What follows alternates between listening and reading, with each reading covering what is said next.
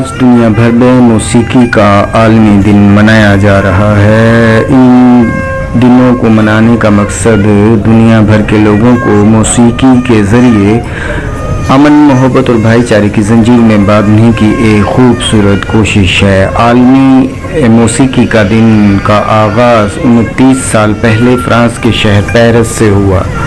موسیقی کی روایت برصغیر میں پرانی ہے اور کلاسیکل موسیقی کے علاوہ غزل، گیت، فوک اور پلے بیک سنگنگ وغیرہ بھی مقبول ہے۔ موسیقی روح کی غذا بھی سمجھی جاتی ہے۔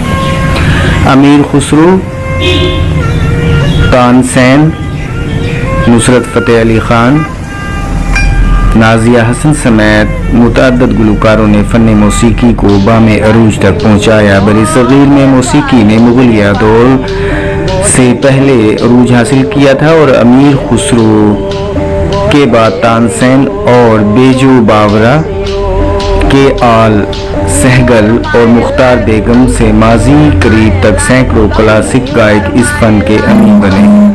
قیام پاکستان کے بعد موسیقی کے شعبے میں نصرت فتح علی خان، نور جہاں، مہدی حسن، فریدہ خانم، اقبال بانو، خورشید بیگم، غلام علی، پرویز مہدی، احمد رشدی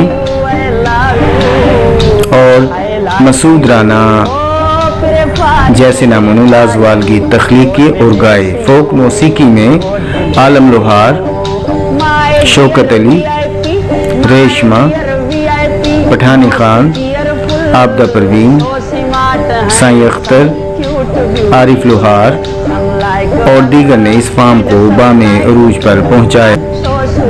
اقبال بانو، خورشید بیگم، غلام علی، پرویز مہدی، احمد رشدی اور مسعود رانا جیسے ناموں نے لازوال گیت تخلیق کیے اور گائے۔ فوک موسیقی میں عالم لوہار، شوکت علی، ریشمہ، پٹھانی خان، عابدہ پروین، سائیں اختر، عارف لوہار اور دیگر نے اس فارم کو بام عروج پر پہنچایا۔